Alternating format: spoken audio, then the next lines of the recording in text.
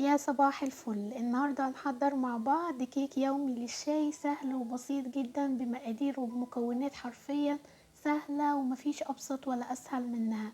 في الخلاط في 5 دقايق هنحضره مع بعض، وبيضة واحدة بس وبمكونات كلها بسيطة هنحضر الكيك اللي في منتهى الجمال اللي احنا شايفينه مع بعض ده. سهل بسيط مش بياخد أي وقت، وكمان زي ما قلتلكم مقاديره ومكوناته بسيطة وكلها متوفرة في البيت. كمان هنشوف مع بعض ازاي يطلع الكيك معانا مرتفع هش خفيف ما يهبطش بعد ما يطلع من الفرن، ازاي يكون لونه فاتح معانا بالشكل الجميل اللي احنا شايفينه ده. ياريت نتابع الفيديو للاخر علشان بجد كل معلومة ولو بسيطة في الفيديو هنستفاد منها جدا. لو عجبكم الفيديو ده ياريت تعملوا لايك، ولو جداد على القناة اعملوا سبسكرايب واشتراك وفعلوا الجرس علشان دايما يوصلكم اشعار باي وصفة او كل فيديو جديد. ويلا بينا نبدأ. في البداية هنحضر المكونات الجافة للكيك، وكل اللي هنحتاجه كوبايتين من الدقيق بالشكل ده. طبعا مهم جدا ان احنا نختار دقيق يكون فاخر او دقيق نوع كويس خاص بالكيك والحلويات، بيكون افضل بيدينا نتيجة حلوة قوي في الكيكة. هنحتاج كمان معلقة كبيرة من البيكنج باودر ورشة بسيطة جدا من الملح. بنضيف المكونات دي على بعضها بالشكل ده، بمعنى بنضيف المكونات الجافة دي على بعضها وبننخلها كويس جدا. لازم نعديها كده على منخل سلك او مصفى. اهم حاجة ان احنا ننخل المكونات الجافة دي. طب ليه بننخل المكونات الجافة دي مع بعضها؟ علشان بتخلي الكيكة خفيفة وهشة جدا. الخطوة دي بنضيف كمان معلقة كبيرة من الحليب البودرة، ممكن نضيفها وممكن نستغنى عنها لو مش حابين، بس هي بتدي طعم ونكهة حلوة قوي للكيكة. تمام. بعد ما بنقلب المكونات دي كويس جدا مع بعضها ونتأكد ان هي اندمجت مع بعضها، بنبدأ بقى نحضر المكونات السايلة او الخليط السائل بتاع الكيك. وهنحتاج في الدرق بتاع الخلاط بالشكل ده هنحتاج نص كوباية من الزيت النباتي وكوباية من الحليب. ناخد بالنا ان لازم الكوباية لازم تكون هي نفس الكوباية اللي هنعاير بيها كل المكونات علشان المقادير تكون مظبوطة. بنفس الكوباية هنحتاج كوباية من السكر الابيض الحبيبات. كمان هنضيف معلقة من الخل وبيضة واحدة بس، وطبعا لازم تكون بدرجة حرارة المطبخ هي وبقية المكونات. يعني مهم كمان يكون الحليب بدرجة حرارة المطبخ، ما يكونش بارد او يكون من التلاجة. لو في التلاجة بنطلع المكونات دي بره التلاجة ساعتين، وبعد كده بنبدأ نشتغل بيها.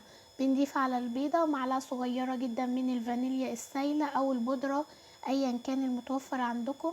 بعد كده بناخد المكونات السايلة دي بنضربها كويس جدا في الخلاط مدة لا تقل عن 5 دقايق. لما بنضرب الخليط السايل ده كويس جدا في الخلاط بيخلي الكيكة معانا هشة وخفيفة جدا. يعني مهم ان احنا نضرب الخليط ده كويس في الخلاط زي ما قلت لكم 5 دقايق او 6 دقايق. كل ما بقى الوقت اطول كل ما عطانا نتيجة حلوة قوي. بعد كده بنصب بقى الخليط السائل ده على المكونات الجافة اللي حضرناها في البداية، اللي هي كانت الدقيق والبيكنج باودر. بعد ما نخلناهم كويس جدا مع بعض بنبدأ نضيف الخليط ده على المكونات الجافة، وبنبدأ نقلب الخليط بتاع الكيك كويس جدا بالشكل ده. طبعا لازم يكون ايدينا في نفس الاتجاه علشان ما نطلعش الهواء اللي بيكون جوه من خليط الكيكة. تمام. بنقلب خليط الكيكة كويس جدا بالشكل ده، وبنتأكد كده ان الدقيق اختفى معانا تماما.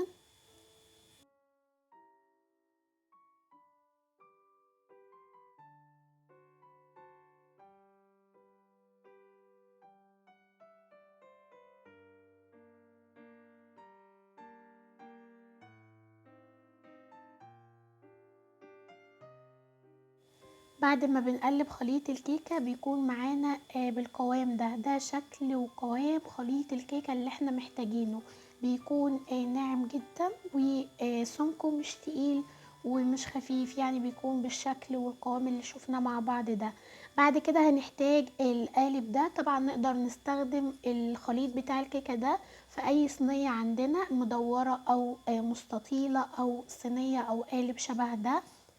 مهم بنبطن الصينية كويس جدا بالزيت او بالزبدة، وبنبطنها كمان او بنرشها كده بالدقيق.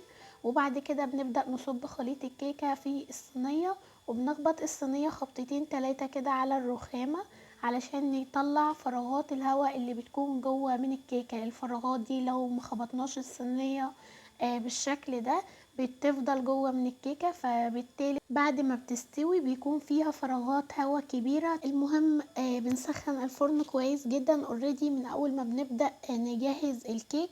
بنسخن الفرن كويس على درجة حرارة 180. الفرن بيكون سخن، بندخل الكيك على الرف الاوسط، بيقعد معانا بالظبط ما بين 30 دقيقة ل35 دقيقة ويستوي. طبعا خلال الوقت ده ما ينفعش ان احنا نفتح الفرن على الكيك علشان ما يهبطش معانا.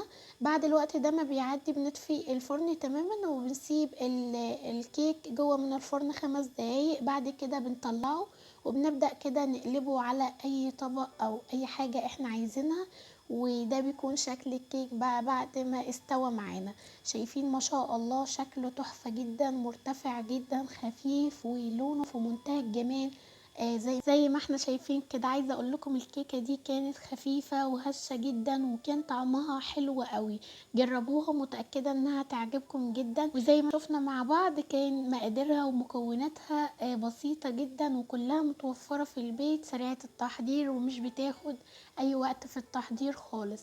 يا رب يكون الفيديو عجبكم. يا ريت لو وصلنا لحد هنا في الفيديو ولسه كالعاده ما عملناش لايك للفيديو، يا ريت دلوقتي تنزلوا تعملوا لايك للفيديو وسبسكرايب للقناه او اشتراك، وفعلوا الجرس علشان دايما يوصلكم اشعار بكل فيديو او اي وصفه جديده. لو ليكوا بقى اي سؤال اكتبولي تحت في التعليقات وان شاء الله هرد عليكم، واشوفكم على خير.